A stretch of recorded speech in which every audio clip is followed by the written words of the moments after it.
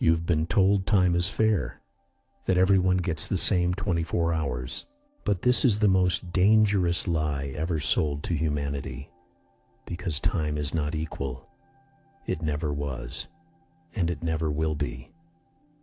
The poor believe time is something to spend, something to trade away for survival. An hour for a wage, a day for a paycheck, a lifetime for a pension that may never come. But the wealthy, they do not spend time.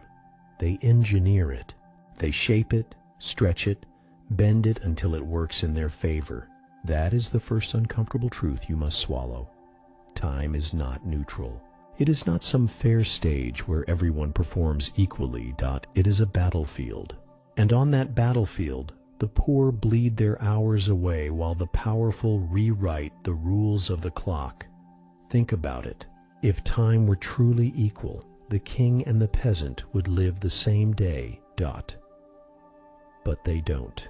The peasant wakes at dawn to labor for another man's gain. The king wakes whenever he chooses, because other men are already laboring for him. This illusion of equality, that we all have the same 24 hours, is a comfort fed to the masses to keep them compliant. But Machiavelli would have laughed at such naive thinking. He understood something most people still refuse to see. Rulers never live by the same hours as their subjects. The clock that governs ordinary men does not bind the ones who hold power.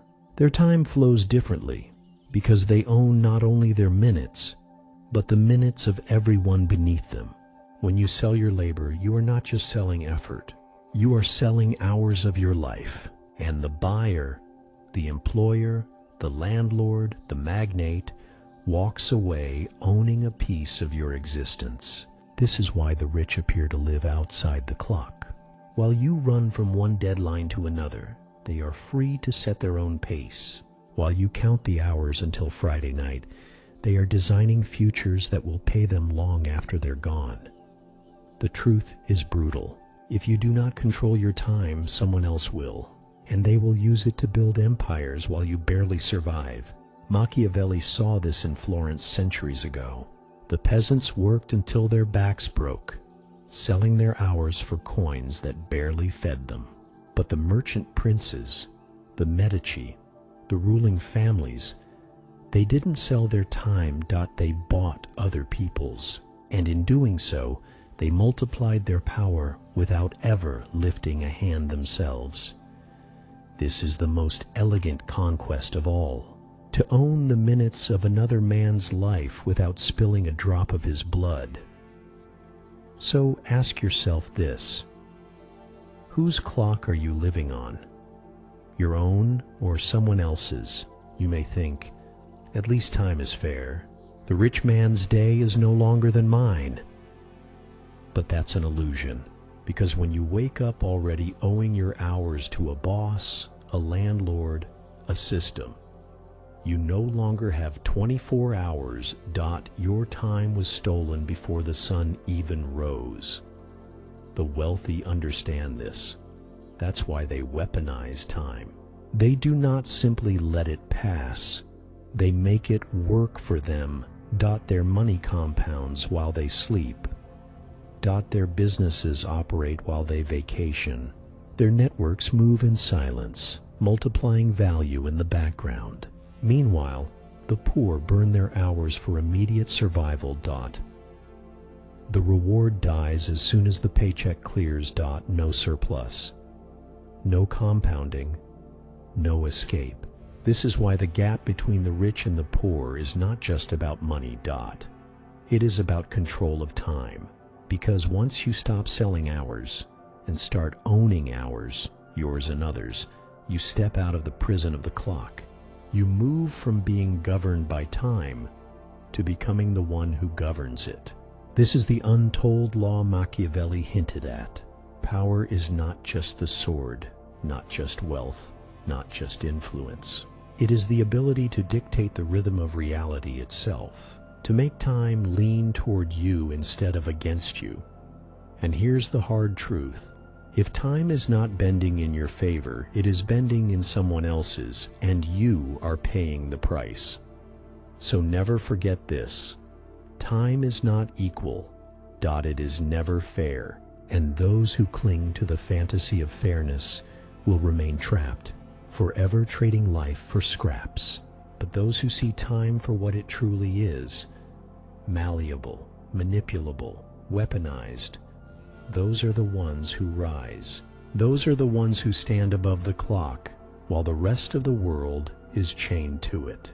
This is the first Machiavellian lesson of time. Control it, or be controlled by it.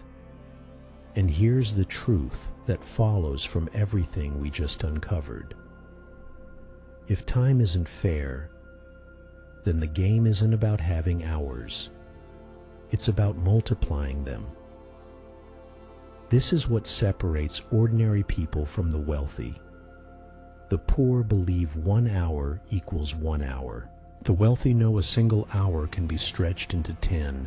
This is what I call temporal leverage. Think about it. Most people are trapped in the cycle of trading hours for wages. They sell their time. They think the exchange is equal. I give you 8 hours, you give me a paycheck. But equality doesn't exist here, because the wealthy never sell their own hours.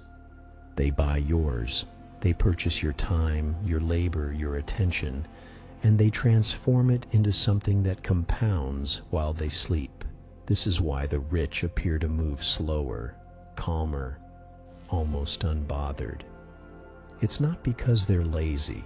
It's because they've designed a system where their minutes stretch endlessly outward. Their hour is never just an hour.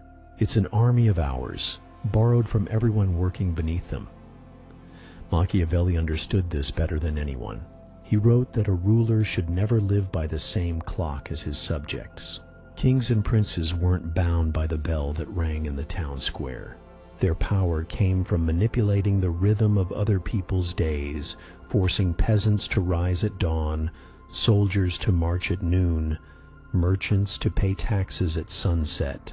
The ruler's time was free, but only because everyone else's was chained. That's the hidden law of leverage. Freedom for one is built on control of many. Now let's break this leverage into 3 layers: micro, macro, and generational. At the micro level, leverage means controlling the small slices of time so they actually compound. The wealthy are ruthless about this. They eliminate distractions. They outsource tasks. They delegate the noise. Every yes to something trivial is a theft from something monumental, and they know it. That's why they guard their mornings, their focus, their calendars like fortresses. For them, micro-time control is an act of survival. They understand that attention is the seed of wealth. Waste it, and you stay trapped. Protect it, and it multiplies. The poor spend time scrolling, gossiping, consuming. The rich invest time building, creating, planting. But leverage goes deeper than hours in a day. It stretches across years. This is the macro level. Here, the wealthy weaponize patience. They don't just think in days or weeks. They think in decades. They delay gratification, knowing that a tree planted today doesn't bear fruit tomorrow. They let their money, their networks, their influence grow, while everyone else chases quick dopamine hits. This is why the wealthy seem almost detached. They don't panic when the market dips or when a year feels stagnant, because they're playing a game measured in lifetimes, not minutes. Meanwhile, the poor rush for every shortcut, every lottery ticket, every get-rich-quick scheme, and end up broke, exhausted, and older with nothing to show. Machiavelli himself warned that fortune is like a river. If you try to fight it in the moment, you'll drown. But if you build walls, dams, and channels in advance, you bend the flood to your advantage. That's macro time. Preparing while others waste. Waiting while others burn out. But the deepest form of temporal leverage is generational, and this is where the wealthy truly reveal their power, because they don't think in terms of one lifetime. They think in terms of dynasties. The rich plant seeds for children they'll never meet. They build systems, estates, trusts, legacies that outlive their own bodies. Their true wealth isn't in what they enjoy today, but in how their descendants will control tomorrow. Every investment, every school they build, every business they pass down, it all ensures that their family owns not just the present, but the future. And this is why poverty often feels eternal. The poor live paycheck to paycheck, generation to generation, always resetting the clock, while the wealthy build structures where time itself works for them, long after they're gone. Machiavelli would call this the greatest form of strategy, because brute force fades, armies vanish, rulers die, but dynasties last. Families that master time write the laws of nations. So if you want to understand why the wealthy always seem untouchable, it's not because they're smarter or luckier. It's because they know the game isn't about working harder. It's about stretching their hours so wide that they control decades, even centuries. One man spends an hour watching television. Another man spends an hour designing a system that will earn him money every single day for the next 20 years. Same 60 minutes. Completely different worlds. This is the secret. 1 hour for the poor is gone forever. 1 hour for the wealthy becomes infinite. And once you see this, you can never see time the same way again. Because here's the law you can't escape. If you don't leverage time, someone else will leverage you. If leverage is the weapon, then time itself is the battlefield. And make no mistake, this is war. But victory in this war doesn't belong to the strongest, or even the smartest. It belongs to the one who masters when to strike. The poor think in terms of hours worked. The rich think in terms of timing. A soldier can swing a sword all day and achieve nothing, but a general waits, calculates, and unleashes a single strike that changes history. That's how the wealthy operate. They don't just use time, they manipulate the perception of it. They manufacture urgency for others, while moving slowly themselves. They create pressure, deadlines, and scarcity, so that everyone beneath them scrambles, panics, and sacrifices. And yet they sit calmly, choosing the exact moment to act. This is their dual strategy. Internally, they sprint. Their focus, their execution, their work ethic is blistering. But externally, they wait. They let the world think they are patient, even passive.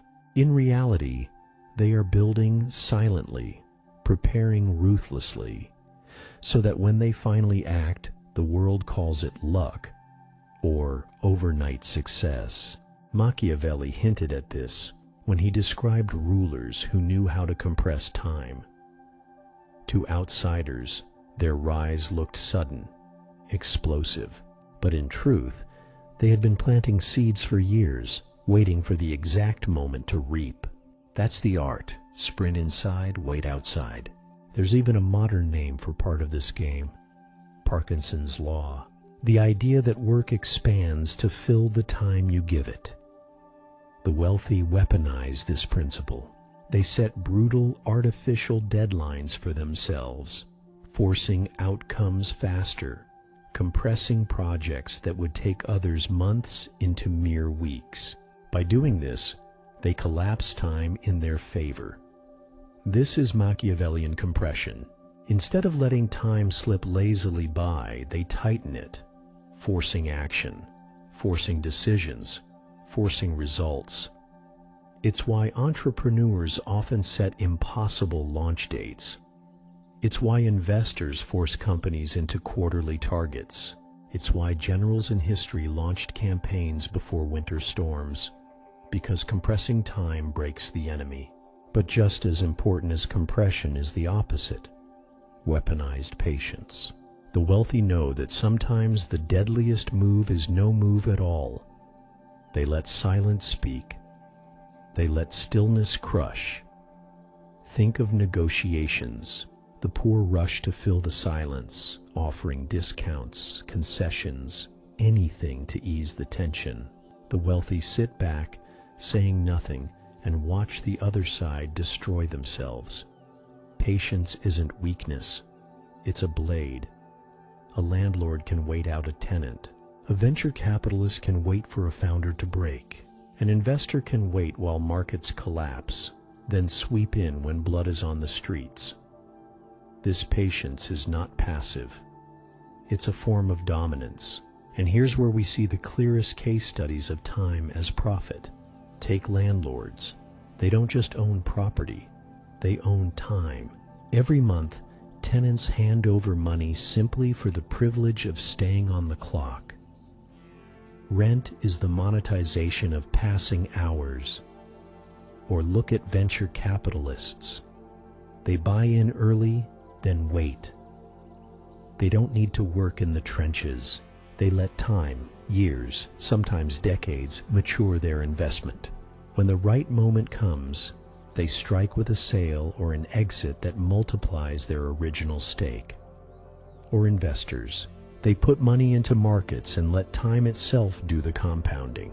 Every tick of the clock turns into profit, not through labor, but through patience and positioning. They are literally paid by time. Meanwhile, the poor are drained by time. Every hour is an expense. Every delay is a disaster. Every waiting period is a crisis. For the wealthy, the opposite is true. Time is income. Time is advantage. Time is leverage. So the question isn't whether you're in this war. You are. The question is, are you the one creating urgency or the one suffocating under it? Because in the war with the clock, there are only two positions: the commander who dictates the rhythm, or the soldier who obeys it. Machiavelli would say, to control time is to control fortune.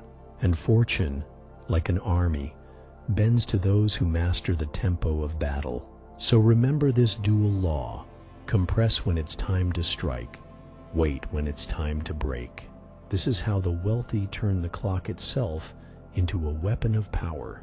And this is why, no matter how many hours you think you have, you'll always lose if you're playing on someone else's schedule. And that's the trap. Most people don't even realize they're living on someone else's schedule. They've surrendered their time before the day even begins. The alarm rings at 7, work starts at 9, lunch is at noon, Friday is for relief, Sunday is for dread. It's a calendar designed by society, not by you. The poor live by this mass clock.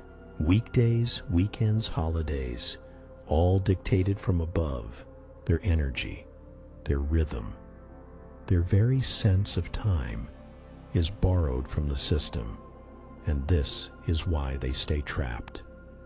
The wealthy break this calendar. They don't live in the 5-day grind or wait for a 2-day escape. They erase the line between on the clock and off the clock. For them, there is only opportunity, strategy, and choice. They don't ask, what day is it? They ask, what's the right moment? This is why billionaires speak of asymmetric days. One day, one choice, one meeting can outweigh 100 ordinary days. A single signature on a contract can earn more than years of someone else's labor. That's the asymmetry. Not all days are equal. For the poor, every day is the same loop. For the rich, most days are quiet preparation. Until suddenly, one day explodes into 10 lifetimes of wealth. This is also where compounding reveals its darkest face. Because while the poor grind daily, their effort resets every morning. They start at zero, trade time for wages, spend the paycheck, repeat. The wealthy don't reset. Their assets, their networks, their reputation compound silently. A business grows while they sleep. Interest stacks. Relationships deepen. Influence spreads. That's why compounding is the ultimate weapon of time. It's invisible. It's silent. It feels slow until it doesn't. And then it's unstoppable. Think about reputation. The poor think in transactions. One deal, one gig, one paycheck. The wealthy think in compounding reputation. One act of credibility today multiplies into trust tomorrow, into influence next year, into domination over decades or networks. A poor man knows a few co-workers. A rich man nurtures alliances that blossom across generations. Every handshake is a seed. Every introduction, a chain reaction. Networks compound like interest until one phone call changes everything. This is how the wealthy wage psychological war with time. They don't chase urgency, they create it for others. Deadlines, quotas, sales, shifts, all designed to make the masses panic and hurry. Meanwhile, they wait. They let the crowd exhaust itself in the rush. They position themselves so that when the dust settles, everything flows to them. Machiavelli understood this perfectly. In The Prince, he warned that a ruler must learn to be both lion and fox. The lion uses strength to seize time outright. The fox uses cunning to distort the perception of time, to manipulate others into rushing blindly. Together, they form a perfect mastery. The lion commands time, the fox bends it. You see this in business. The lion says, "We hold the deadline. Deliver or lose everything." The fox whispers, "Take your time. We're in no rush." Knowing the other side will reveal their desperation. One commands the actual clock, the other manipulates its perception. This duality is why the wealthy appear untouchable, or they can vanish into silence like the fox, letting others burn through their own hours in a frenzy. Either way, they win. And here's the darkest truth. Society wants you on its clock. It wants you predictable. Work Monday through Friday. Party Saturday. Rest Sunday. Repeat until death. It's stability for the system, but slavery for the individual. The wealthy reject this rhythm. They step outside it. They refuse to let a clock designed by someone else define the limits of their life. And once you see it, you can never unsee it. Because not all days are equal. Not all hours carry the same weight. And if you live by the mass calendar, you'll never experience the kind of asymmetry the wealthy wield so casually. So ask yourself, are you running on society's clock, or are you building your own? Because in Machiavelli's world, the lion devours those who hesitate, and the fox outsmarts those who rush. And if you're neither, you're just another pawn on the clock face, ticking away until someone wealthier cashes in your hours. And here's the final hidden law. The wealthy don't just master their own time, they own yours. This is the part most people don't want to see. It's easier to believe success comes from hard work alone, or from luck, or from genius. But look closer, and you'll notice a darker truth. Systems of power are really systems of time theft. Think about it. Jobs aren't just about tasks.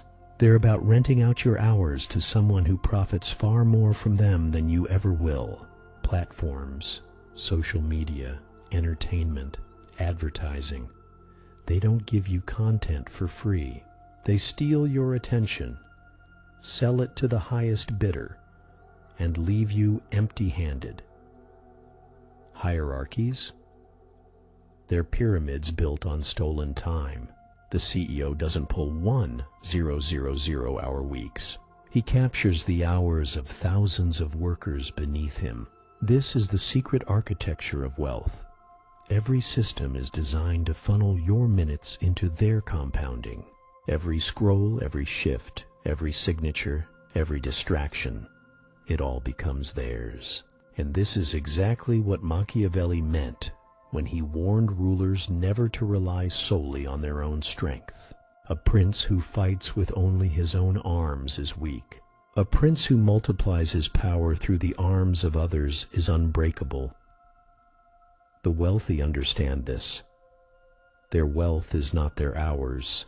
Their wealth is everyone else's hours, captured and converted into their empire, which leads to the most chilling truth of all. The wealthy create immortal hours. Think of it this way. Most people's time dies with them. When they stop working, the income stops. When they die, their hours vanish. But for the wealthy, hours don't die. Their assets keep working. Their businesses keep generating. Their investments keep compounding. Their networks keep moving. Even after they're gone, their time is still alive. This is how dynasties are born. This is why fortunes echo through generations. Because while the poor trade their fleeting hours for survival, the wealthy build hours that live forever. And once you see this, there's no going back. You realize the game was never about equality. It was never about everyone having the same 24 hours. That was the most dangerous lie ever sold. The real game is about whose hours you're living on. Yours or someone else's. So here's the shift. Stop selling your hours. Start building hours that outlive you. Stop living as if time is just passing, and start designing ways for it to compound in your favor. That might mean building assets, starting projects, investing, creating systems, or planting seeds you may not even harvest yourself. Because this is the only way to escape the mass clock. This is the only way to stop being fuel for someone else's empire. Machiavelli understood power as bending reality to your will. And there is no greater reality than time itself. If you don't master it, you remain mastered. The wealthy aren't magicians. They're not playing a different game. They're playing the same one you are, but with a different relationship to the clock. They own it. They bend it. They use it against you. So ask yourself, will you keep trading hours until nothing remains? Or will you start building immortal hours that compound, grow, and live beyond you? Because in the end, time isn't money.